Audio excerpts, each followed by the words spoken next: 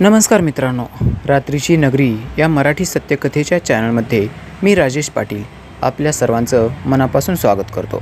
मित्रांनो, आज मी तुमच्यासमोर एक खूपच मस्त, मादक आणि एकदम प्रीमियम कथा सादर करणार आहे. या अगोदर पण आपण आपल्या चॅनलवर अशा प्रकारच्या प्रीमियम कथा ऐकलेल्या आहेत. या सर्व कथा मी आपल्यासाठी मोफत अपलोड करत असतो. माझी अपेक्षा एवढीच की तुम्ही कथेला लाईक करावं, आपल्या चॅनलला सबस्क्राईब करावं, बस. त्यापेक्षा याचं कसलंही मूल्य मी तुमच्याकडून घेत नाही. मित्रांनो, तुम्हाला जो होणारा आनंद आहे आणि त्या आनंदातून तुम्ही जे एक लाईक करताना तेच माझं मोटिवेशन असतं. चला तर तुमचा जास्त वेळ न घालवता आता कथेच्या थेट भागाला सुरुवात करणार आहे. ही कथा तेव्हाची आहे. या अगोदरचा भाग तुम्ही कथेचा ऐकला आहे, तो भाग पण परिपूर्ण होता. आता हा एक तसाच भाग आहे. या अगोदरच्या कथेच्या भागाचं नाव होतं ताईची फाटकी चड्डी.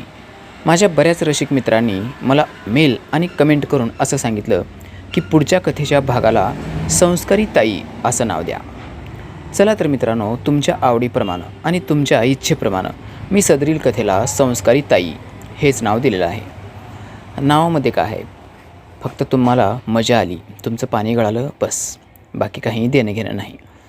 तर मित्रांनो, असं घडलं की त्या दिवशी या अगोदरची तुम्ही पूर्ण कथा जर ऐकलीच असेल तर तुम्हाला समजेल, आणि जर समजत नसेल तर या अगोदर आपल्या चॅनलच्या पेजवरती जाऊन ताईची फाटकी चड्डी ही कथा तुम्ही ऐकायला विसरायचं नाही. त्याच्यामुळं मी आता काय सांगणार आहे हे तुम्हाला क्लिअरपणे समजेल. तर मित्रांनो, त्या दिवशी मी वडाच्या झाडावर चढलो. माझ्या एका मित्रानं मला वडाच्या झाडावर चढवलं. त्याचा काय उद्देश होता हे माझ्या सुरुवातीला लक्षात आलं नाही. त्यानं मला सांगितलं की निळकंठ राजाची पिल्लं त्या वडाच्या झाडावर आहेत, चल तुला दाखवतो, असं म्हणून त्यानं मला उंच वडाच्या झाडावर चढवलं. तो पुढं आणि मी त्याच्या पाठोपाठ. आता मी झाडावर गेल्यानंतर माझ्यासोबत माझे दुसरे आणखीन काही साथीदार जे होते ते पण आमच्यासोबतच वडाच्या झाडावर चढले. आता त्या माझ्या मित्रानं वडाच्या झाडाचा असा फाटा निवडला होता आणि दिशा पण अशी होती की ज्या दिशेला ज्वारीचं पीक होतं. आणि मला वाळूक नावाची चीज आणून देण्यासाठी प्रकाश आणि माझी ताई दोघे त्या ज्वारीच्या शेतामध्ये गेले होते. त्या दोघांनी त्या ज्वारीच्या शेतामध्ये गेल्यास काय कार्यक्रम, काय खेळ चालू केला होता हे बहुतेक त्या माझ्या मित्राला म्हणजे सतीशला मला दाखवायचं असावं. त्यासाठीच त्यानं मला त्या दिशेच्या फाट्यावर उंच फांदीवर चढवलं होतं. आम्ही दोघे पण इकडे तिकडे बघू लागलो. आता तो मला उंच घेऊन जात होता, परंतु जसं माझी नजर त्या ज्वारीमध्ये गेली आणि मी बघितलं, त्या ज्वारीमधला काही भाग कट केलेला होता. काही ठिकाणची ज्वारी उपसून आतमध्ये एक खूप मोठं वर्तुळ रिकामं केलं होतं. त्या वर्तुळाची जागा फक्त झोपण्यासाठी होत असावी किंवा तिथं कार्यक्रम करता यावा अशा उद्देशानं एखाद्या चावट मुलांनी किंवा एखाद्या चावट मुलाच्या ग्रुपने हे सर्व काही काम केलेलं असावं. आता तुम्ही खेडेगावचे असाल तर तुम्हाला सर्व काही माहीत असतं. चावट आगाऊ मुलं कशी असतात, काय युक्त्या लावतात, काय ट्रिक लावतात, हे सर्व काही मी तुम्हाला सांगायची काही गरज नाही. जसं मी वडाच्या झाडावर जाऊन त्या ज्वारीच्या शेताकडे बघू लागलो तसं माझ्या लक्षात आलं, त्या ज्वारीच्या शेतामध्ये मधोमध काही पीक कापलं होतं, काही पीक उपसून टाकलं होतं आणि त्या उपसून टाकलेल्या पिकामध्येच ताई आणि प्रकाश दोघे झवाझवी करत होते. आता त्या दोघांची ती मस्त झुंबड बघून मला खूप मजा येऊ लागली. आता काहीतरी वेगळं आहे असं मला वाटू लागलं. मी त्याबद्दल माझ्या मित्राला विचारलंसुद्धा, परंतु त्यानं मला काही सांगण्यास टाळाटाळ केली. त्याचा उद्देश तेवढाच होता की फक्त ते दोघे काय करतायत हे माझ्या नजरेत आणून द्यायचं.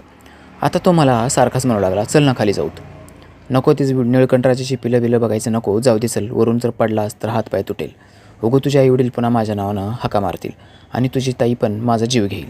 चल बाबा, नकोच उगो ती निळकंठराजाची पिलं आणि त्याचे अंडे, काय करायचं आपल्याला. मला वाटलं तो फाटा चढायसाठी सोपा असेल आणि वर गेल्यानंतर अगदी सहजपणे तू ती पिलं बघून खाली उतरशील, परंतु जे काही तुला बघायचं नव्हतं ना तेच तू बघितलंस. मग मी म्हणालो, काय यार सतीश, असं असतं का कुठं, आणि काय झालं मी बघितलं म्हणून. तसा तो मला म्हणाला, आता तुझी ताई त्याच्यासोबत झोपली आहे, प्रकाशसोबत, तुला मजा येते का रे. आता मला तर त्या खेळामधलं तेवढं काही माहीत नव्हतं, परंतु पोरं शिव्या द्यायची, वेगवेगळ्या गोष्टी बोलायची, ठोकाठोकी, झवाझवी, दाबादाबी, अशा बऱ्याच गोष्टी मी पोरांकडून ऐकत होतो, परंतु ते सर्व काही प्रॅक्टिकलमध्ये मात्र मला आत्तापर्यंत कधी करायला मिळालं नव्हतं. मी फक्त ऐकूनच हुशार होतो, ऐकूनच होतो. मग आता पुढं असं घडलं की आज मला ती गोष्ट बघायला पण मिळाली. आता मला पण वाटू लागलं, आता माझ्या मनामध्ये जी गोष्ट होती ती मी आज तुमच्यासमोर मांडणार आहे. आता मला पण वाटू लागलं, आपण पण ताईला जावं, आपण पण तिचे ते बॉल फुगे दाबावेत. आपण पण मस्त मजा घ्यावी. तिची ती फाटकी चड्डी, त्या फाटक्या चड्डीतून तिची जी पुची दिसते ना, त्या पुचीवरून आपण पण हात फिरवावा. त्याला जसं पोरं म्हणतात तसं चुरगळावं, तिचा दाना हाणावा. असं बरंच एक ना अनेक विचार माझ्या मनामध्ये येऊ लागले. असं करता करता माझ्या चड्डीमधला बांबू फुगू लागला होता. परंतु इतर मित्रांच्या लक्षात येऊ नये म्हणून मी सरळ त्यांना म्हणालो, चला बाबा जाऊत खाली. तू म्हणतोस ना, ठीक आहे, वरून पडलो बिडलो तरी कामा कुटाणा व्हायचा. आणि हो, आता हे दिवस जे आहेत ना वादळ वाऱ्याचे आहेत. ह्या वादळ वाऱ्यामध्ये जर काही झालं, खूप मोठी वावटळ जर सुटली, तर आपण जर पडलो तर मग मात्र हातपाय नक्कीच तुटणार. असं म्हणून मी माझ्या स्वतःच्या मनाची समजूत घालत खाली आलो. खाली आल्यानंतर जवळजवळ अर्ध्या तासानंतर प्रकाश आणि ताई दोघे बाहेर आले. दोघे बाहेर आल्यानंतर मी बघितलं, ताईचा अवतार अस्तव्यस्त होता. तिचे केस विस्कटलेले होते. ती खूप थकल्यासारखं मला जाणवत होतं. परंतु ती आली आणि तिनं माझ्याकडे बघून एक स्मित हास्य दिलं. तिचं हसणं बघून माझ्या मनामध्ये जो राग होता तो राग कुठं पळाला मला समजलंसुद्धा नाही. तेवढ्यामध्ये आमच्यापैकीच एक चावट मुलगा तो लगेच म्हणाला, झाली जवाजवी. आता हा सुद्धा स्पष्ट आवाज मी ऐकला होता, परंतु त्याचं बोलणं थोडंसं अस्पष्ट हळू आवाजात होतं. माझे कान खूपच तेज होते, त्याच्यामुळं तो काय म्हणला मला समजलं, परंतु मी जाणीवपूर्वक त्याच्याकडे दुर्लक्ष केलं. तो काय म्हणतोय काय नाही ह्याच्याकडे मी बघितलंच नाही. काय करायचं आहे आपल्याला बघून, जाऊ दे, जे काय असेल ते असेल. काय करायचं आहे आपलं, आता केलेत तर एकदा, परंतु ते केल्यास काय होतं आहे आणि काय नाही हे मात्र मला माहीत नव्हतं. एवढी पोरं हापापलेली असतात, एवढी पोरं त्या गोष्टीसाठी आतुरलेली असतात, म्हणजे त्यातून नक्कीच खूप मोठं समाधान मिळत असावं, खूप मोठं सुख त्या गोष्टीत मिळत असावं, असं पण मला वाटू लागलं. आणि आता मलासुद्धा तिला करावं वाटू लागलं. मग 10-15 मिनटं ताई आमच्याजवळ बसली. गप्पा गोष्टी चालू झाल्या, इकडचं तिकडचं काही ती सांगू लागली. आणि परत आमच्यामध्ये एक सुंदर नावाचा मुलगा होता. तो जरा धिप्पाड आणि जरा जाड होता. ताई लगेच त्याला म्हणाली, का रे, तू मगापासून माझ्याकडं वखवकलेल्या नजरेनं का बघतोस रे, काय आहे तुझ्या मनात? तसा तो म्हणाला, प्रकाशला जे काही दिलंस ना ते मला पण पाहिजे. आता मला वाटत होतं की त्याच्या अगोदर मीच ताईला ते मागावं. माझ्या मनामध्ये आनंदाच्या उकळ्या फुटत होत्या. आता मी स्वतःवर ताबा ठेवू शकत नव्हतो. मला सारखं वाटायचं ताईला आपणच मागावं आणि आता आपणच तिला त्या ज्वारीच्या शेतात घेऊन जाऊन तिला चांगली मस्त आपल्या मनासारखं कुस्करून काढावी. परंतु काय करणार, मी काहीच करू शकत नव्हतो. माझा नाईलाज होता. एकतर सगळी पोरं, सगळे माझे मित्र, आणि त्यामध्ये मी जर असं काही बोललो तर विचित्र होईल. कारण कुणासोबत करतात आणि कुणासोबत करत नाहीत हे मला काही माहीतच नव्हतं. त्याच्यामुळं मी गप्प बसलेलंच कधी पण बरं, असं मला वाटलं. माझ्या मनामध्ये विचारचक्र चालू होतं आणि तो सुंदर नावाचा मुलगा ताईला खिजवत होता. तो तिला सारखं म्हणत होता, चल ना आणखीन एक राऊंड, त्याच्यासोबत गेलीस, माझ्यासोबत यायला काय अडचण आहे, चल ना गं. परंतु ती त्याला म्हणाली, अरे मी खूप थकले, जरा वेळ मला विश्रांती घेऊ दे. तसा तो प्रकाशकडे बघून म्हणाला, पक्या तू मात्र खूप मस्त हाणलास ना तिला. आता त्यांचं बोलणं माझ्यासमोर पण बिनधास्त होऊ लागलं होतं. पक्यानं त्याचा हात दाबला आणि त्यानं माझ्याकडे इशारा करून म्हणाला, अरे राजेश इथंच आहे, जरा गप बस ना, तुला पण मिळेल, पण जरा शांत राहा. काय तू असं बिनाकामाचा कुटाणा करून ठेवणार आहेस की काय? माझं जुगाड झालं आहे ते माझं पण तू विस्कळीत करून टाकतोस की काय? आता त्या दोघांमध्ये थोडक्यामध्ये थोडेसे वादविवाद होऊ लागले होते, परंतु त्या गोष्टीची कल्पना ताईला होती. तिनं लगेच दोघांच्या मध्यस्थी केलं आणि ती त्याला म्हणाली, जरा शांत बसायला काय घेशील. राजेश आहे त्यानं घरी सांगितलं तर माझं घराबाहेर निघणं मुश्किल होऊन जाईल, बंद होऊन जाईल सर्व काही. त्याच्यामुळं थोडं सबरीनं घ्या ना, एवढी काय गडबड आहे, आणि मी काय कुठं पळून जाते का? आहे ना इथंच, पूर्ण दिवस आहे आपल्याकडं, पूर्ण दिवसभरात आपला कार्यक्रम किती वेळेस होईल तुम्हाला पण अंदाज नाही आणि मला पण. ज्याला जितका वेळ कार्यक्रम करायचा ना तितका वेळ करा, मी आहेच ना खंबीर. मी म्हणले ना देते म्हणून, मग काय टेन्शन घ्यायचं, एवढं टेन्शन घ्यायचं काही गरजच नाही. तुम्ही रिलॅक्स राहा, मी खंबीर आहे. आता त्या ताईच्या बोलण्याकडं माझं लक्ष लागून राहिलं होतं. आता मलासुद्धा वाटू लागलं की मी सुद्धा म्हणावंच, ह्या सर्वांना सोड, मी तुझा भाऊ आहे ना, मग सर्वात अगोदर मला दे, माझा अधिकार आहे तुझ्यावर, माझा हक्क आहे तुझ्यावर. परंतु करणार काय, काहीच करू शकत नव्हतो. तसं म्हणलं तर माझ्या तोंडावरती झापडा लागावी असं पण वाटू लागलं. कारण सर्वात महत्त्वाची गोष्ट म्हणजे तीच, परत तोच प्रश्न आला, कुणाला करतात आणि कुणाला करत नाहीत हे मला माहीत नव्हतं. परंतु मी बऱ्याच वेळेला जेवढ्या शिवाय ऐकल्या होत्या आत्तापर्यंत, आणि जेवढं पोरांचं बोलणं होतं, आता त्याला इचकट बोलणं म्हणायचं, ते जे काही बोलणं होतं ते बोलणं आता पोरगं बोलता बोलता सहज शिवी देऊन जायचं, तुझ्या माईला झावलं, तुझ्या बहिणीला झावलं. आता ते माईला आणि बहिणीलाच झावतात हे पण मला समजलं होतं. त्याच्यामुळे मला वाटत होतं, मी का मागे राहू, मला काय अडचण आहे, मी पण जाऊ शकतो ना, मी पण करू शकतो. परंतु माझ्या मनामध्ये जे द्वंद्व चालू होतं, युद्ध चालू होतं, त्याच्यावर मी कसं तरी काबू मिळवला, कंट्रोल केला आणि ह्या सर्व गोष्टी संध्याकाळी घरी विचारायच्या तिला. आता इथं काहीच बोलायचं नाही. ती कोणासोबत काही का करेना करू दे, आपण काहीच बोलायचं नाही. आपण जे काही बोलायचं ना ते घरी गेल्यावर तिला एकांतातच ह्या प्रश्नाचं उत्तर मागायचं. काय आहे, काय नाही, कशासाठी करते, काय होतं आहे, कोणाकोणासोबत करते, आत्तापर्यंत किती वेळेस केली, हे सर्व काही गोष्टी घरीच विचारायच्या किंवा तिला एकांतात. ह्या 4-4 लोकांसमोर तिला विचारायचंच नाही, असं मी माझ्या मनामध्ये ठाम निर्णय घेतला. आणि मित्रांनो, आता माझं अंग सुलगू लागलं होतं, मला टेन्शन येऊ लागलं होतं, परंतु मी एकदम संयमाने गोष्टी हाताळू लागलो, जसं की मला काही समजलंच नाही. अशा भावामध्ये मी बसून राहिलो आणि तिला म्हणालो, ताई मला भूक लागली, तू वाळूक आणलीस का? तसं आता ती काही चुकणाऱ्यापैकी नव्हती. तिनं ती तेवढी सोय करूनच आली होती. तिने एक वाळूक आणि काही ढाळे माझ्यासमोर टाकले. खाम आणि मस्त आहेत एकदम, ताजे आहे सर्व काही, असं ती मला म्हणाली. मी म्हणालो, हो तू आणलीस म्हणजे सर्व काही ताजंच असणार ना, तुझं सर्व काही ताजंच असतं, असं मी तिला म्हणालो. आता माझा बोलण्याचा डबल मिनिंगचा काही मतलब नव्हता किंवा अर्थसुद्धा नव्हता. मी तशा भावनेनं बोललोच नव्हतो. परंतु बोलता बोलता मी कसा बोललो, का बोललो हे त्यावेळचं माझ्या लक्षात येत नाही. परंतु मी मात्र हेच वाक्य वापरलं होतं. मला आज चांगलं आठवतं आहे, हेच वाक्य मी त्यावेळा वापरलं होतं. मग ती मला म्हणाली, काय म्हणलास? तसं मी म्हणालो, कुठं काय, खातो आहे आता मी. मग मी ते ढाळे आणि ते वाळूक खायला सुरुवात केली.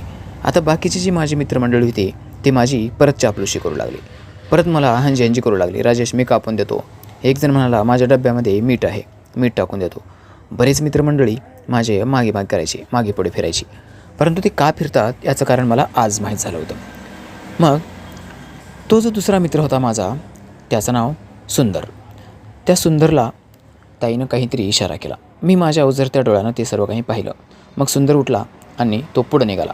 तशी ताई म्हणाली, राजेश तू इथंच बस, मी आले 10 मिनटात. आता मला चांगलं माहीत झालं होतं ती आत जाऊन काय करणार आहे आणि तिचे 10 मिनिट म्हणजे किती वेळ असतो हे मला चांगलं माहीत झालं होतं. आता पक्यानं तिच्यासोबत जे काही केलं होतं, प्रकाश तिच्यावर चढला, जे काही केला तेच हे पण करणार हे पण मला माहीत झालं. आता पण मला वाटू लागलं की हे त्याच घेऱ्यामध्ये जाणार. ज्याच्या पिकामध्ये काही धान्य उपसून टाकलं होतं, काही पिकं कापली होती, तिथं रिकामं पटांगण करून ठेवलं होतं. त्या पटांगणामध्येच यांचा खेळ चालायचा आणि तिथंच ह्या दोघांचं आता एकदम झिंगाट होऊन जाईल असं पण मला वाटू लागलं. आता पण माझी इच्छा झाली की आपण त्या उंच वडाच्या झाडावर जावं आणि त्या उंच वडाच्या झाडावर जाऊन तिथून यांचा झवाझवीचा खेळ बघावा. मित्रांनो, ताई तर एकदम झवाड होतीच, परंतु माझे मित्र तिच्यापेक्षा पुढचे.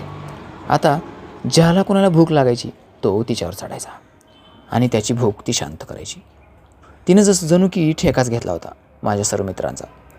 आता मी कोणाला काही बोलू पण शकत नव्हतो आणि कोणाला नको पण म्हणू शकत नव्हतो. जे करत आहेत ना ते करू दे, आपल्याला काय करायचं.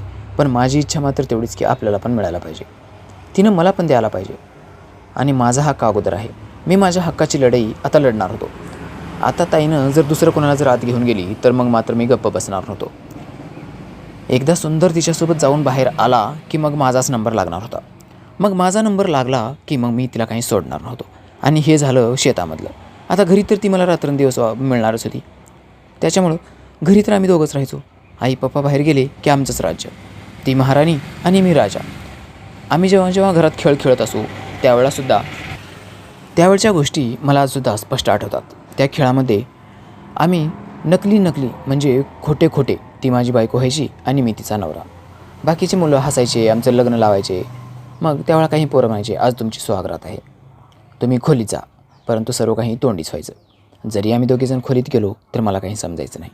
ताई मला धरून बसायची. 2-4 मिनटं आम्ही थांबायचं आणि बाहेर यायचं.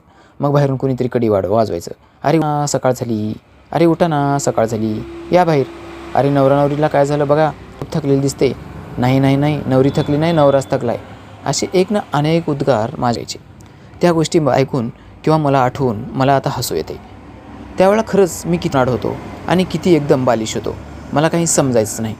पोरं मात्र मस्त मजा घ्यायची आणि मी मात्र फक्त उगंचाच खेळामधला खोटा. जरी मी आमच्या सर्व मित्रमंडळीमध्ये राजा राणीचा खेळ असला की मी राजा व्हायचो आणि माझी जी ताई होती स्वाती ती माझी राणी व्हायची. मी तिला म्हणायचो, तू माझी राणी आहेस. पोरं हसायचे फिदी. परंतु त्या राणीचा जो असली उद्देश होता आणि तिच्यासोबत जो असली कार्यक्रम होता तो मात्र माझे मित्रच लुटायचे. सर्व त्यांनाच मिळायचं आणि मला फक्त नावालाच राजा बनायचे. एखादा सेनापती व्हायचा, तो राणीला सोडायला जातो म्हणून एखाद्या माझ्या घरातल्या कोणत्या तरी खोलीत तिला घेऊन जायचा. साहेबांची मी सेवा करतोय साहेब, तुम्ही बाहेर बसा. महाराज मी राणीची सेवा करतोय. राणीसाहेबांचे तिचे हातपाय चोपून देतोय. राणीसाहेबांच्या डोक्याला मी मालिश करतो आहे असं म्हणून पोरं तिची मस्ती उतरवायची. जे काही कार्यक्रम त्यांचा व्हायचा ते काय होत असेल हे मला ताईचं आणि पक्याची जवळजवळ बघितलेल्या दिवशी माहीत झालं की दोघांमध्ये काय होत असेल. मग पोरं एक गेले की दुसरा जायचा. तो म्हणायचा आता मी राणीसाहेबांच्या पायाला तेल लावणार आहे आणि राणीसाहेबाच्या पायाला तेल लावून राणीसाहेबांचं मालिश करणार आहे. कुणी म्हणायचा राणीसाहेबांचे गुडघे दुखत आहेत, आम्ही राणीसाहेबांचे गुडघे चोळणार आहोत, तिच्या गुडघ्याचं मालिश करायचं आहे, आम्ही स्पेशल हाकीम आहोत, वैद्य आहोत. आता त्यावेळच्या गोष्टी खरोखरच खूप रोचक होत्या आणि एकदम मजेदार मसालेदार गोष्टी होत्या. मित्रांनो, ह्या ज्या गोष्टी होत्या ह्या गोष्टीतून मला खूप मस्त वाटायचं, खूप मजा यायची. आता ह्याच्यानंतर पुढं काय घडलं, मी ताईसोबत सर्व काही केलं का, तिला कसं मागितलं, तिनं मला कसं दिलं, ह्या सर्व गोष्टी कथेच्या पुढच्या भागामध्ये. ही पण कथा प्रीमियमच आहे. आता आपल्या चॅनलवर कथेचं प्रीमियम कथेचं चॅनल चालू होणार आहे, म्हणजे हेच चॅनल. याच्यावर प्रीमियम कथेची शृंखला मालिका मी सुरुवात करणार आहे. तुम्हाला कथा नक्की आवडली असेल लाईक करायलाच पाहिजे. आणि हो, सबस्क्राईब करा ना यार, आत्तापर्यंत तुम्ही सबस्क्राईब केलेलं नाही. आणि हो, तुम्ही जर सबस्क्राईब केलंच असेल ना तर खूप खूप आभार. आपले जेवढे मानावेत ना तेवढे आभार कमीच आहेत, कारण तुम्हीच मला सबस्क्राईब करतात, कमेंट करतात. त्याच्यामुळे तर मला आणखीन हुरूप येतो आणि मोठ्या नव्या जोशमध्ये मी तुमच्यासमोर कथा सादर करत असतो. आता काही कथेमध्ये रस नसतो, काही कथा कशा असतात, काही कथा कशा असतात, हाताची पाची बोटं समान असत नाहीत. त्याच्यामुळं थोडं ॲडजस्ट करून घेत चला. Bye bye. भेटूया कथेच्या पुढच्या भागामध्ये. संस्कारी ताई भाग 2.